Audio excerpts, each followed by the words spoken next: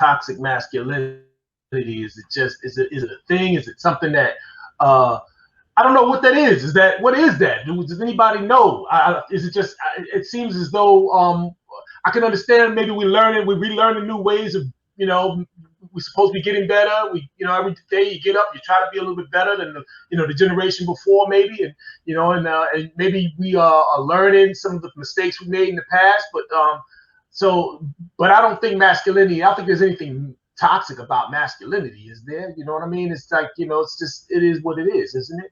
So anyway, I think we got a little video that we're gonna talk about. Someone's gonna be talking about that, and we're gonna see if we can get into that on the other side of the video. So let's see what's happening. You ready?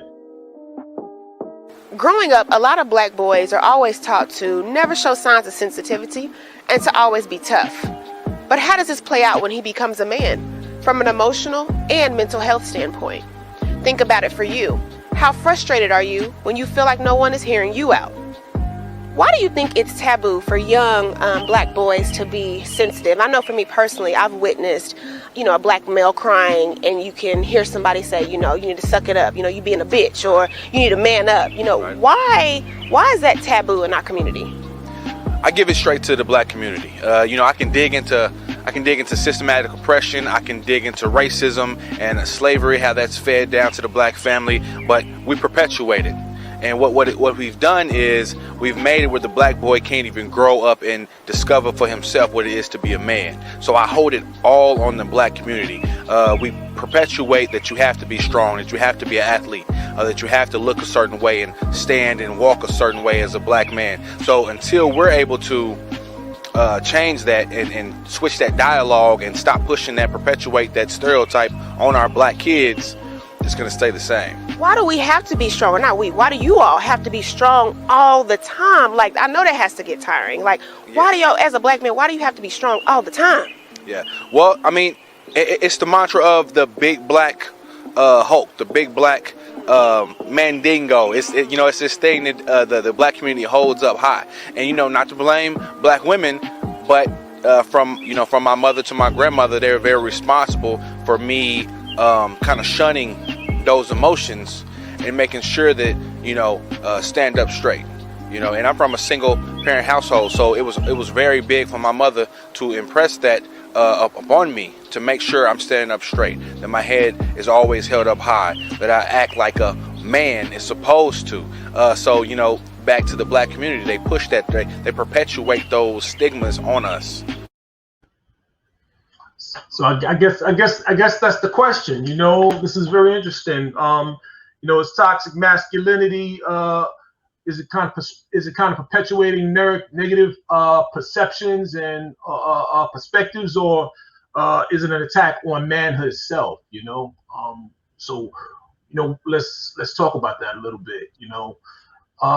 What do you think, Rodney? What's going on, man? What do you think about toxic masculinity, brother? Well, I mean, just from watching that video, I guess I learned what it is and what they were talking about.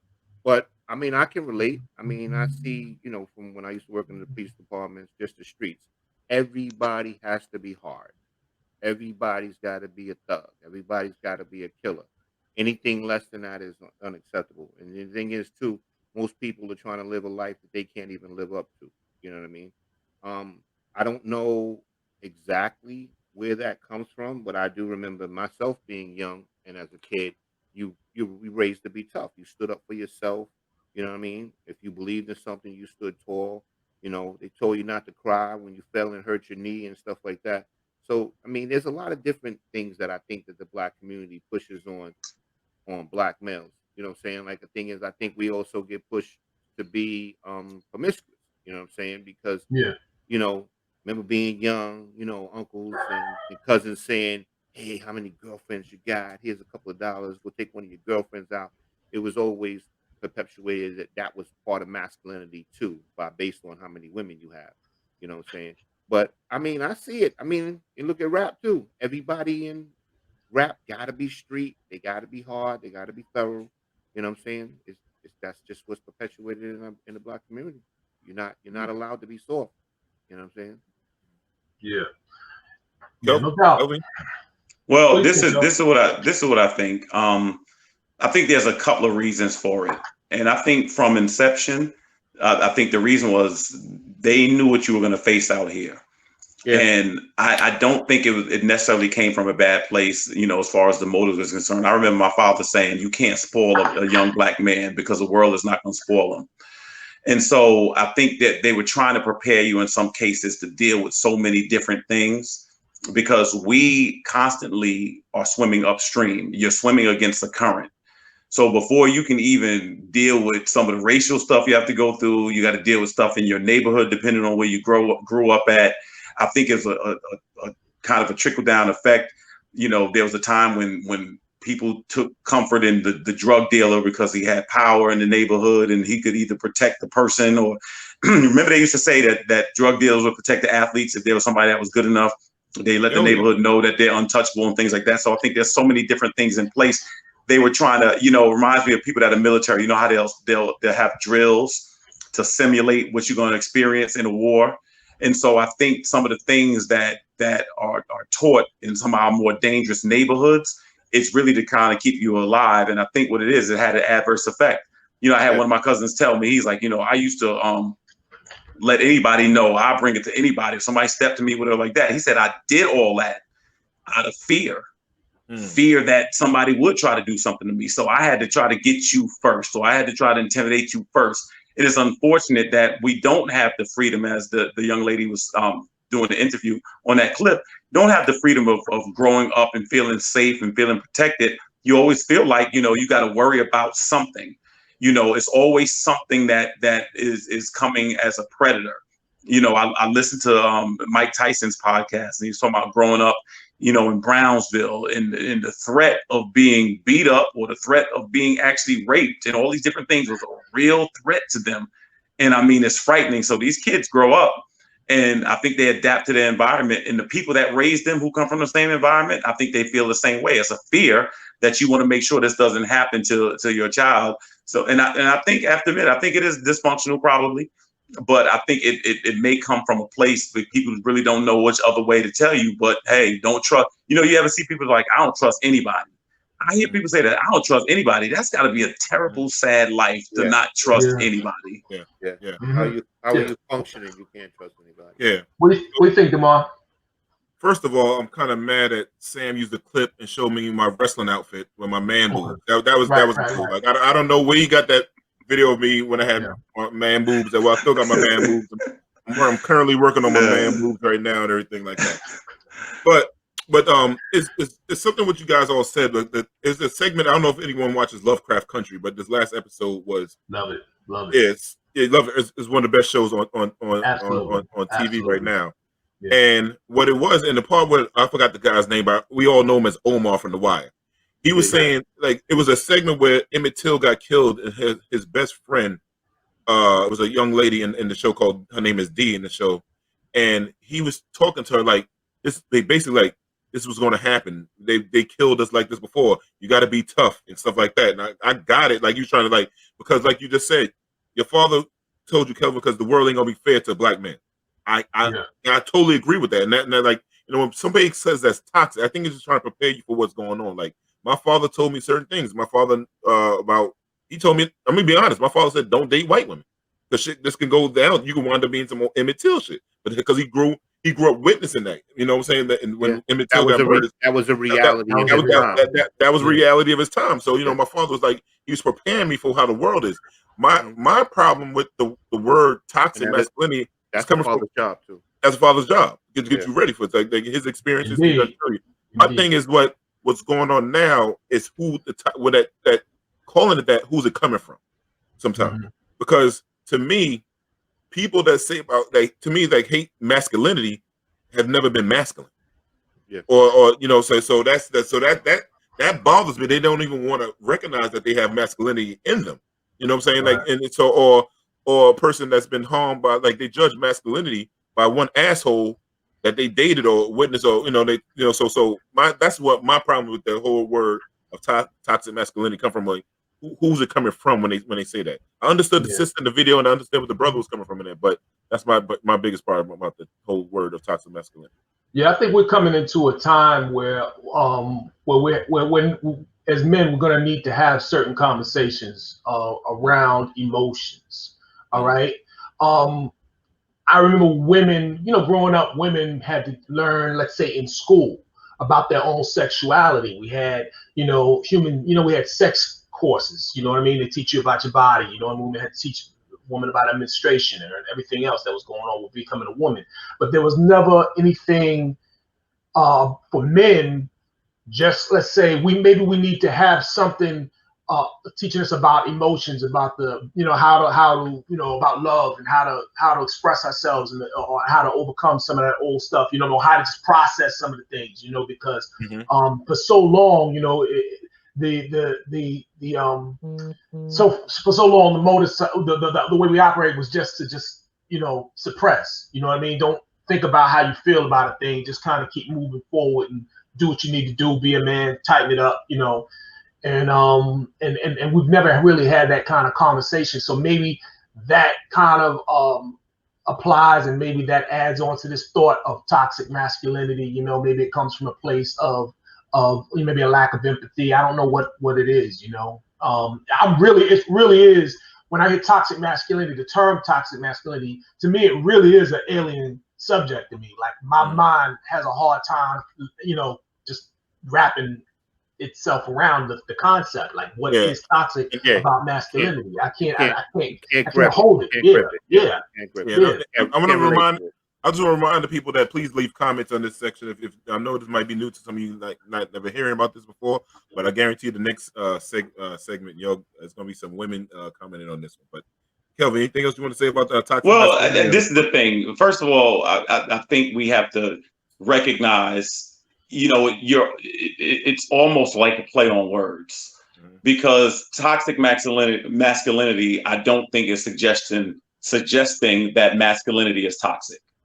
It's almost like saying the term abusive relationship. It's not knocking relationships. It's saying that if you're in a relationship that's abusive, that's the problem. Toxic masculinity to me would be if you think because you're a male that just allows you free reign to treat people any kind of way that you want to.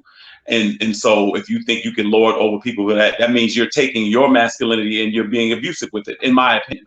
That's what it would be, as far as, the way you act or the way I'm the man, you're going to listen to me, that type of situation. As far as the way young men are reared, to me, all of this stems back from the generation who raises you. That's it. If somebody is broken, if somebody is flawed and they raise you, they will probably raise you to be broken and flawed. They will pass things that they believe that are incorrect, they're going to pass it on to you, and the things until you develop your own worldview, you may be stuck in that space. I remember having a friend, and when he was a kid, his father, I've only seen his father twice in my life, and I think he's seen his father 3 times in his life. And he said he remember when he was in 1st grade, his father said, when you go to school, make sure you get every girl in the class to give you something, money or something. Wow. And that's one of the things he can learn his father telling me. I thought that was the most ridiculous thing I ever heard in my life. And it was saying, like, basically, you need to learn how to exploit girls, or you need to be able to take advantage of women. That's what his father gave him. That's all he said. You see what I'm saying? So if you grow up like that and you start thinking that, to me, that is very toxic. Because you are a man, then you have a right to do that. Right. You know what I'm saying? But here's the thing. But is that masculinity? Is that masculine? Is that something that is wholly the realm of masculinity, abusing people, exploiting people? No, I don't think so. But I think what happens is, I think what his father was right, and I think his father was saying, you're deputized or licensed to do that because you are a male, and that's the way it should be. And if you do that, and you're taking a young man and you're telling him that, then what will happen is he'll probably grow into that person. It's the same to me as a person who takes their daughter and son and treats the son and elevates the son over the little girl. See, that's the thing. When I hear all of this, to me, the way it flips in my mind is that's more about the detachment of your empathy, like how to see the other person as a person. And you know what I'm saying? Like that's what I get. I don't get that necessarily. Like that you are, as you say, deputized to do that as a man. It's just sort of almost like a conditioning to say, okay, I want to detach yourself from the humanity of another person. I just want to shout somebody out like that. So Curie said something. She said, black men are so conditioned to be strong or hard in the world, it makes it impossible for them to be vulnerable in relationships. I think that kind of, maybe speaks to a little bit, man. Because to me, like one thing with women that have dated me over the years, and just some of my women friends, and I hear the complaints from some of the guys they date. I agree with her. Guys are scared to talk and be vulnerable. Like everyone that knows me, I cry. Right? I cry undercover boss. I cry at all kind of shit. I cry at weddings. I'm that pink dude. Don't judge me. I listen. My man Greg's wedding. I cry like a baby, man. I am like a lot, but I like seeing people happy. But I'm willing to be vulnerable because a lot of guys don't open up and talk. Like y'all know me. I'm totally transparent. I say what's on my mind. Right. I want to know people. So I don't want nothing misconstrued. I want to what I am. So I understand when the sister's saying that because a lot of dudes are scared of being vulnerable. Like it's okay. Like I could take down my shield sometimes. You know what I'm saying? So, but you can knock me with a couple of shots, but you don't knock me over. So that I understand where this is coming from with that. You know what I'm saying? Kelvin, you about to say well, something? when you are vulnerable, to be honest with you, that's the guy that gets played a lot. Yeah, because I know that because I've been there before. You know what I'm saying? And so what some of the older men used to tell us, don't be a punk. Don't let nobody play you out. So you go into this thing thinking that women are out to get you in some cases. So then you put your walls of defense up, and then she grows up with sometimes women that are telling her, because there's certain things. If you have a problem with men, or you've been scorned, or you whatever, it's not good for you to impart all that into a young lady. And if you are a man and you have issues with women, you shouldn't impart that into a young man or something like that, because you could take some of your own biases, pass it on to them, and it hasn't been their experience. Not every woman is going to play you out. Not every guy is a dog or these different things like that. To be honest with you, young men come into their sexual peak a lot earlier than women. And so somebody needs to address it and explain what you're feeling and all the different things like that, and understand that there has to be responsibility even in the midst of your desires and things like that. And if we don't get that stuff, you'll be unbridled. So a lot of this stuff is about not knowing. In other words, you're going into a game and you have no game plan. Yeah. And then when you lose, we want to know why. Because you weren't prepared. Yeah. Nobody ever told you. Yes, I think that a lot of women, when they see a man, a little bit too vulnerable, too emotional, or whatever, I think there's women that see that man as being weak. You know what I mean? Yeah. So the thing is because the thing is, like, when you're too nice, you're gonna get rolled. You're gonna get rolled on. And then when you're too hard, then you're that guy that's gonna be painted as a monster. To me, it's like it's got to be somewhere in the middle. You know what I'm saying? You got to be that guy that's got to stand up when it's time to stand up. And then when it's time for you to have some empathy or be sympathetic towards certain things, then you should be able to do that too. But to be that guy that's always, being soft, what they used to call them back in the day, simps. Well, let me ask you this question. This was a situation years ago. D, I don't know if you remember this. There was a man and a woman walking through a park. I believe it was Brooklyn late at night. It was Brooklyn or Bronx. And there were some guys, and they took the woman into a bathroom and raped her. The guy she was with ran to get help. Wow. And so we had a debate with men and women at the time. And what do you think about his actions? What he's going to use this? What is he going to use the excuse? He ran to get help. That's what he's used. That's the excuse he's going to use. That's what he said. To me, that's cowardly. I can't co-sign that. That's cowardly. That's cowardly. There's no. I mean, that's not even open for discussion. That's not even something you have to think about. Listen, you men should, like, if you're the captain of your ship, you're supposed to go down with the ship, right? Correct. So correct. If we in this relationship, I'm the captain of this joint. I'm going guns blazing, and if I win, lose, or draw. I'm not running. And Rod, you know me for a long time, and I know Rod for a long. We don't back down. I don't care. It could be 3, 4 dudes. I don't back down from shit. So you know. Now, what people did to counter that was they said that there's no way he could have fought 3 guys. So therefore, now I'll be with you. I'm with you too. If that's somebody I love, that's my mother, that's my sister, that's somebody, I can't leave them. Let me tell you something. Countman, you shouldn't stand by and watch that happen, even if you didn't know the person. No, I get that, but I wouldn't have been out there with nobody else at that time. That's what I'm saying. Like I mean, you walking down the street, but no, I get what you're saying. Something like that happen. No, I get what you're saying. I actually agree with that. I got daughters, and excuse me for phrasing it like that. I actually agree with what you're saying. What my point is this. What I'm saying is, at that moment, whether she comes out of it or not, she could never look at you the same. No, you could never be the same. Right. You cannot. Nobody you could not leave. Same. Right. You cannot leave. And I agree with D on that. You've got to be willing to die at that moment, even if it's to buy her some time. Even if it's just something like that. And I always had a philosophy: when you are jumped, you got to get one person. That's it.